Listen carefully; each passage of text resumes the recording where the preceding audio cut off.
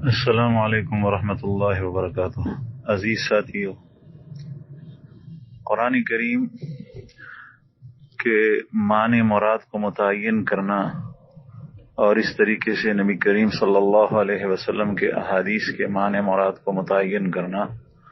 وہ صرف اور صرف لغت کی بنیاد پر اور لغت کے بل بوتے پر نہیں ہوتا۔ ٹھیک ہے،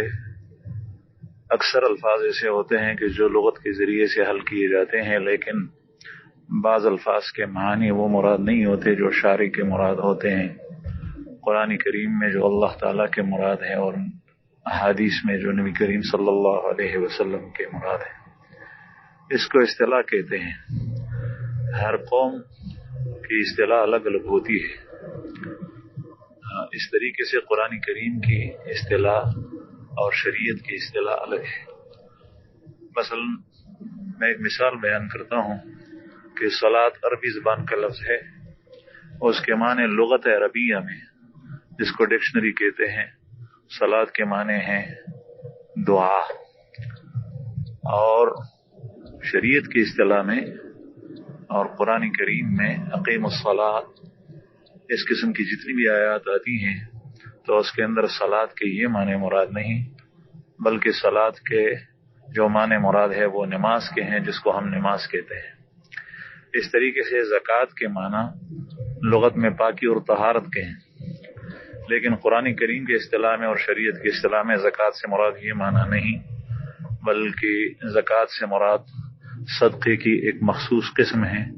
جس کو مسلمان جانتے ہیں۔ تو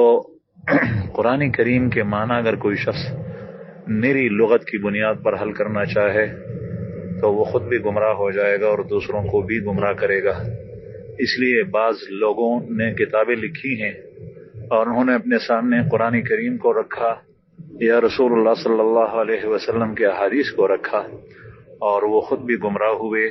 اور ان کی کتابوں کے پڑھنے والے بھی گمراہ ہو جاتے ہیں۔ یہی وجہ ہے کہ آج کل کے اس دور کے اندر، چونکہ یہ فتنوں کا دور ہے، الحاد اور زندقے کا دور ہے، اس لیے اس میں کتاب کے مؤلف کو دیکھا جاتا ہے کہ اس کی ذہنیت کیسی ہے، اس کا نظریہ کیسا ہے، اور اس کا ایمان اور اس کا تقوی، پہلے اس کا امتحان لیا جائے تو پھر اس کے بعد اس کی تحریر اور کتاب دیکھی جائے۔ اسی طریقے سے صوفیاء کے اصطلاح کے اندر دنیا ہے، دنیا ایک لفظ ہے اور دنیا ایک حقیقت ہے جس کو اللہ پاک نے وجود بخشا اور دنیا کو پیدا کیا۔ دنیا کی تعریف مختلف لوگ مختلف قسم کی کرتے ہیں، لیکن صوفیاء کی اصطلاح کے اندر دنیا کے معنی وہ مراد نہیں جو ہم سب جانتے ہیں کہ دنیا ایک سیارہ ہے، سیارچہ ہے، اور جو اس فضا کے اندر حرکت کرتا ہے، جس طریقے سے بڑے اور چھوٹے دوسرے سیارات ہیں، سیارچے ہیں، اس طریقے سے دنیا بھی ہے۔ تو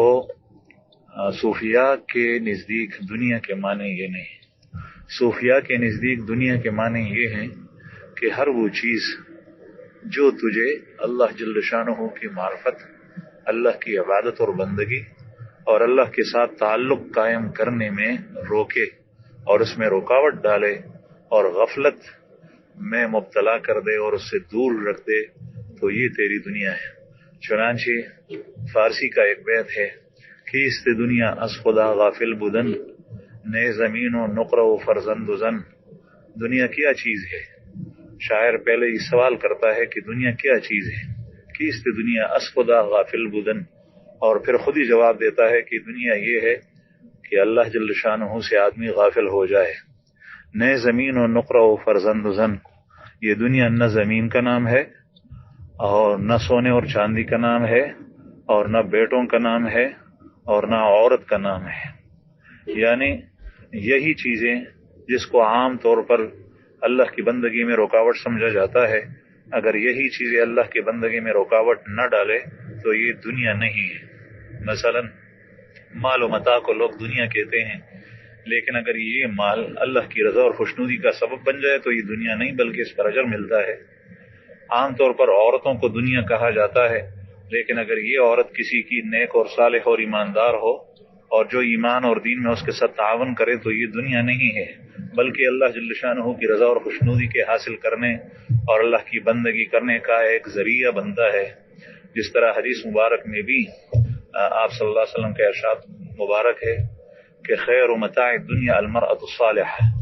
دنیا کے متاع اور ساز و سامان میں بہترین چیز وہ نیک عورت ہے۔ اس طریقے سے یہ زمین جائیداد اور سونا اور چاندی اگر اللہ کی خوشنودی کے استعمال کیے جائے تو پھر یہ دنیا نہیں ہے۔ ہاں اگر یہی چیزیں اللہ سے اور اللہ کی بندگی سے آدمی کو دور رکھیں تو پھر یہ دنیا کے